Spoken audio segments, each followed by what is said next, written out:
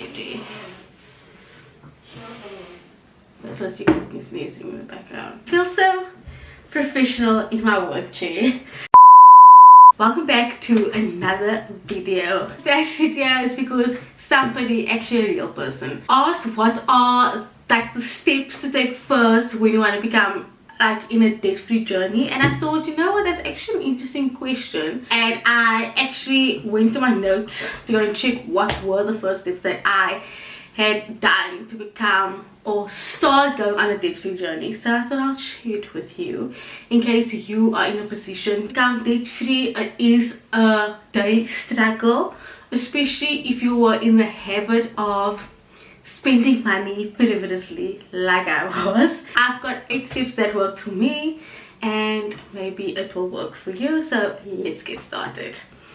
So the first step that I had to do, and it took me a really long time, was to admit that I'm actually in debt, because for years I've been in denial that I have debt, and there's nothing worse than being in denial for a very long time. I obviously hit rock bottom. It took me a while to sort of say, okay, I'm actually in debt, like this is now a thing and it's a thing that I need to get out of. So first things first, you have to really admit to yourself that, well, I actually have debt, and it's pointless me just paying the bare minimum and sitting with debt for years to come. The second step that I would suggest is that chat to someone. And the reason why I'm saying this is because for someone like me that is or was, I would say, not really educated in the financial fear of things and didn't actually know how to get out of debt itself, it's always easy to chat to someone. Chat to someone is not going to be judgmental, first of all,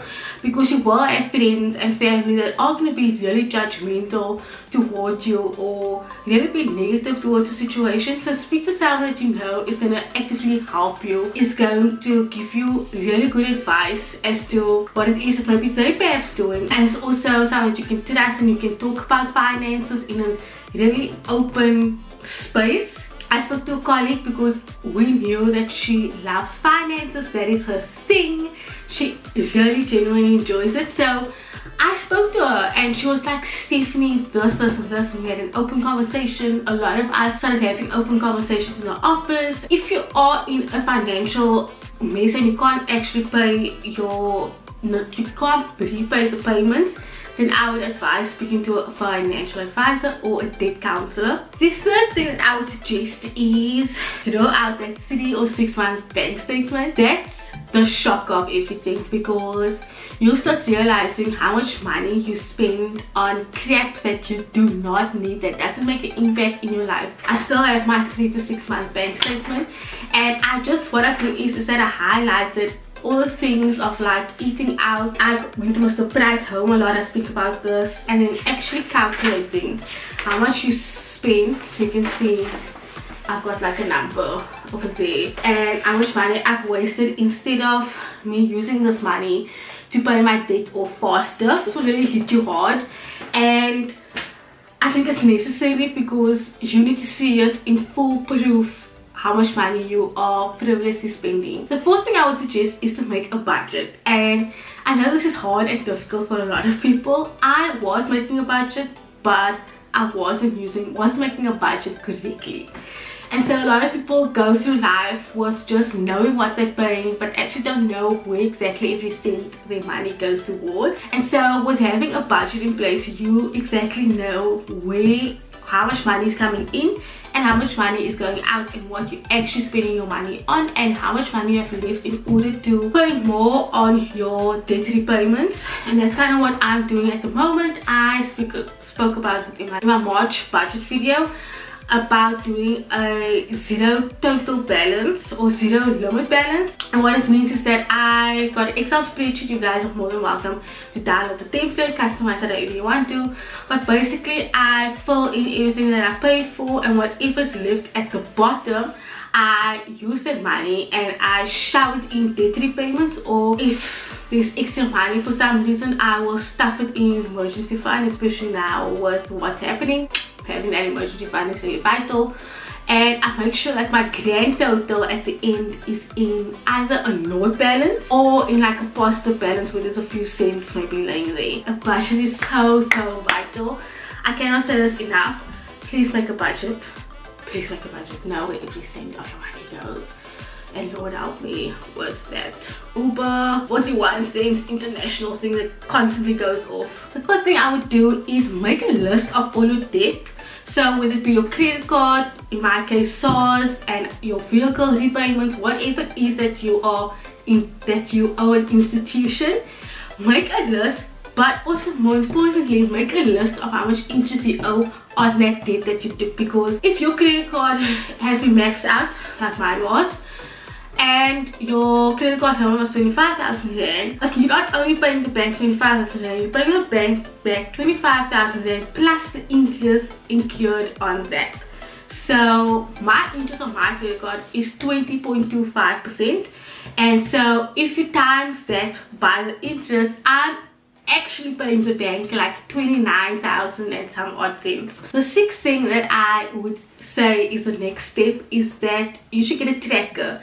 And the tracker I'm using, or the app that I'm using, is called 22/7. It is the same person who wrote Manage Your Money Like a Fucking Grown-Up, and in partnership with Old Mutual. I will link all the details below on this app itself, because I don't know the intricacies of like who's all in partnership and whatever, but I've really been enjoying it. So what it does is that you link all your accounts that you have. So I've got a check account, a credit card, and a savings account, and they're all linked to this app. And what it does is that it categorizes all your transactions, which is amazing. The first month of having it though, you will have to go in and categorize a few of the transactions that it can't read. So the first month is kind of like a manual task, but as time goes on, it will categorize transactions for you.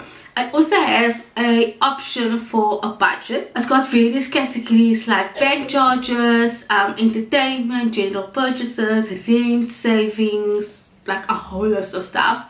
And you can put like little budget alerts on it. So you'll say for rent, I pay 7,000 rand a month, and so you'll have that in your budget. And if you go above that, it will notify you that okay, Stephanie, you spend 200 rand more on the shoes that you said you were going to spend on for the month of April. It goes into your bank account every day, so you'll get a notification saying that okay, someone has logged in to your internet banking. It freaked me out in the beginning because I was like, who is like in my internet banking?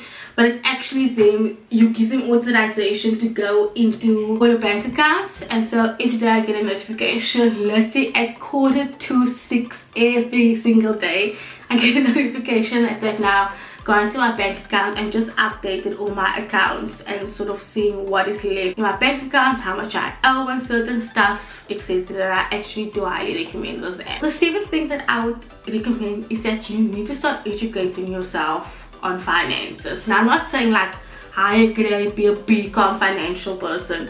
No, that's what I'm saying. Just become financial literate to a point that you know, okay, this is what I need for the everyday world. So for example, I got this book. I speak about this book all the time. It is my financial Bible, and it's Manage Your Money Like a Fucking Grown-Up. I speak about it all the time, and it's basically a finance book for dummies. And it's awesome. It's got graphics. It tells you in layman terms what everything means, and it's awesome.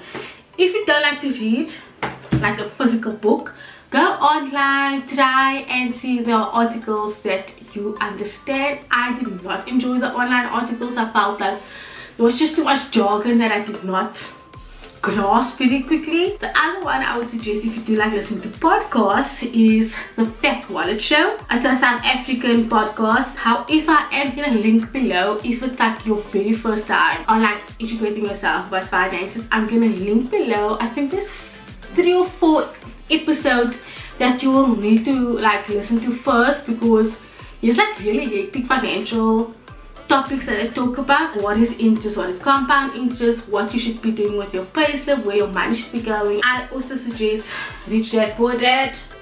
Still reading it though, but this has a American flavor. Also, this book is really old. I think it's like published in 1997.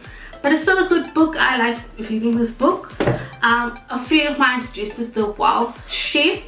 I was planning on buying it, but I was like, I'm taking it step by step. I'm not like overloading myself with a lot of financial stuff, especially if finance doesn't really interest me.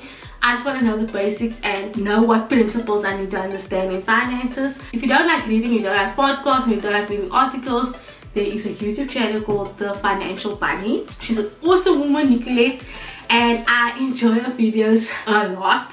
So you can scroll down on her YouTube page and you can check out what videos entice you and what videos you want to start with first. The last thing that I would say is to hold yourself accountable. Everyone is different. Everyone's going to start off different. Everyone's mindset is different when they want to get on a debt-free journey. And so you really have to hold yourself accountable to the things that you set out for yourself to becoming debt-free. One of the things that I genuinely had to change my mindset about going into this, because you must understand, trying to get out of a habit that I've been in for years and now all of a sudden making that switch is very difficult. And so I've had to constantly remind myself when I'm in a grocery store or I'm in a mall, do not go to Mr. Bright's home and spend money you do not have. And I'm still actually struggling with this. I'm more conscious obviously about what I spend my money on. It is a daily struggle, don't get me wrong, but really just hold yourself accountable that if you are going to fall off the wagon, don't be hard on yourself. Just take a breather and start the whole process over again of getting yourself back up, telling yourself not to spend this much money. Or what you do is, or I would suggest is that if you really genuinely love spending money on clothes, tell yourself, okay, I used to spend 2,000 Rand on clothes, but now my budget for moving forward is only 500 Rand. So start off with baby steps. Don't like full on do a 360 on yourself. Like if you can, by all means do that. I did a 360 on myself, but I've got grey areas. I speak about grey areas in my March budget. Give yourself some grey areas, but really be realistic towards those grey areas and don't genuinely do not be hard on yourself. Those are the 8 steps that I would suggest you use to getting on your debt-free journey. It is a long process. If you have any questions about any financial things, I'm not an accredited finance person. If you are looking for finance advice, go and speak to a financial advisor. I can only talk about my experiences. If you've got any questions for me, make sure I'll definitely respond to you on any platform that you ask me on it. Yeah, I'll see you guys in my next video.